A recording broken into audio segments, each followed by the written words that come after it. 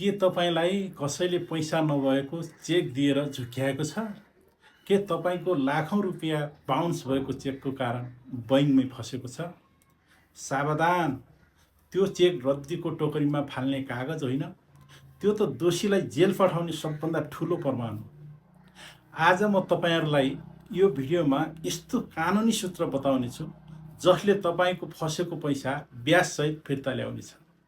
Video अन्तसम्म हेर्नुहोला, किनकि एउटा सानो गल्तीले तपाईँको लाखौँ रुपियाँ डुब्न सक्छ।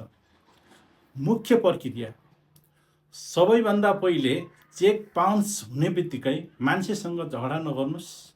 त्यो चेक लिएर तपाईँ सिधै बैंकमा जानुहोस्। बैंकमा त्यो चेक 3 पटकसम्म पेश गर्नुहोस्। हरेक पटक बैंकबाट डिसअनर स्लिप वा बााउन्स रिपोर्ट माग्नुहोस्।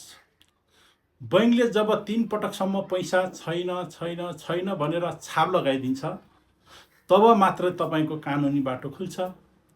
यही स्लिपले दोषीको खराब नियतलाई पुष्टि गर्छ। यसरी चेक बााउन्स भयो भने हामीले रोज्ने 2टा विकल्प छन्। पहिलो विकल्प प्रहरी, दोस्रो विकल्प अदालत।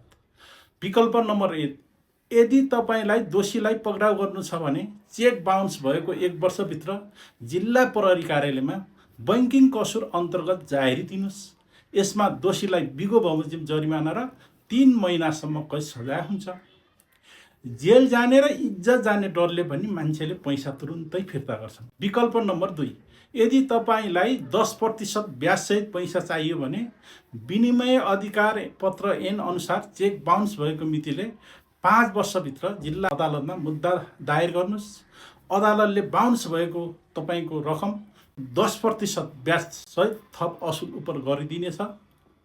र कालो सूची: अर्को शक्तिशाली हतियार भनेको कालो सूची हो। बैंकलाई एउटा निवेदन दिनुहोस् र उसलाई कालो सूचीमा राख्न लगाउनुहोस्। कालो सूचीमा परेपछि उसले नेपालको कुनै पनि बैंकमा खाता खोल्न वा ऋण लिन पाउँदैन। यो आर्थिक रूपमा उनलाई दिइने सबभन्दा ठुलो सजाय हो। अन्तमा याद राख्नुहोस्, कानुन जान्नेको जित हुन्छ, नजान्नेको पैसा डुब्छ।